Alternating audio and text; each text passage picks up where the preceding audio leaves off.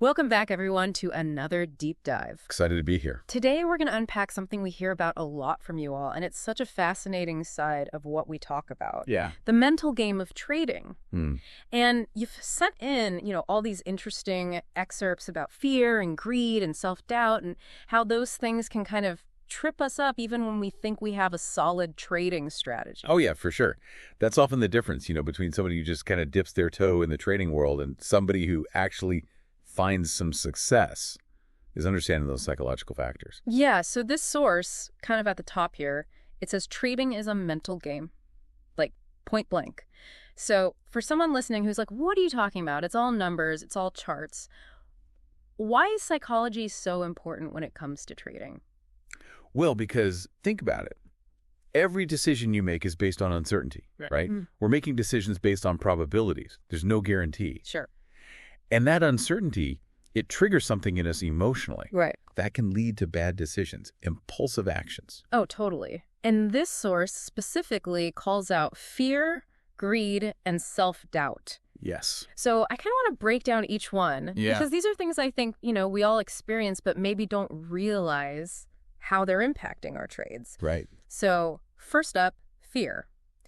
This excerpt very dramatically says, fear kills your trading system. Okay, so how does that happen? How does fear impact our trading in a way that can be so detrimental?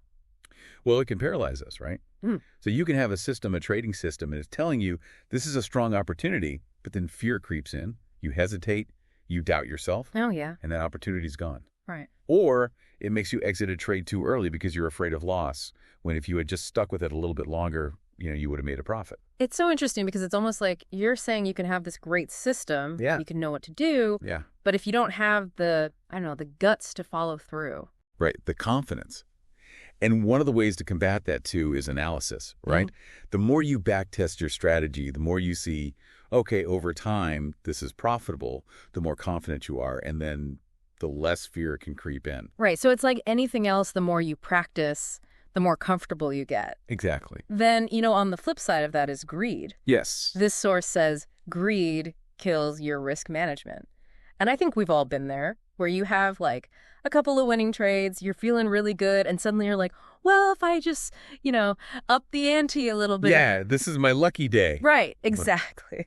Let's just put it all on black. Yeah, exactly. And that's when greed makes you ignore those risk limits that you set in place for a reason, right? Yeah. So you hold on to positions too long, because you're like, oh, it's going to go up a little bit more, and you ignore all the signs, the market signals that are saying, no, it's time to get out. Right, and that's such an important point. It's not just about having a plan, it's about sticking to the plan, even when your emotions are telling you to do something else. And you can build that into your plan too, right? You can have clear exit points where you say, okay, if it hits this, if I'm up this much, I'm out, whether I think it's going to go up more or not, right? That's such a good point. Yeah. So that kind of, you're taking the emotion out of it at that point. Yeah, you're taking your future self out of it, who's going to be like, wait, why didn't I? Exactly. Yeah. Okay, the last one, and this one I think is so interesting, self-doubt. This source says, self-doubt kills your emotion control. So it's like a double whammy. Yeah, well, because if you're already second-guessing yourself, right? It's Yeah. like that little voice in your head that says, you're not good enough. Yeah. You're not going to be successful. This is just luck, that last trade, all those negative things. Right.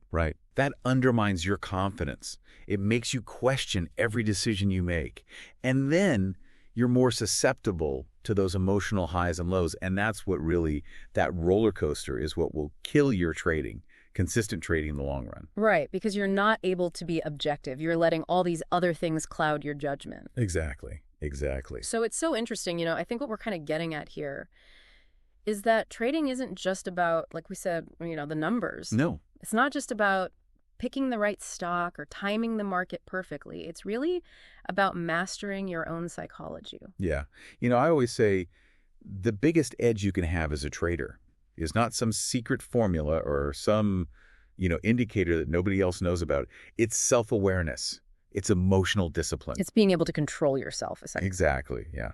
So with all of that being said, I'm curious, for our listeners who are like, okay, I get it. I know these things are out there, these emotional traps. What are some practical things that people can do to kind of, you know, manage these emotions and start making more rational decisions?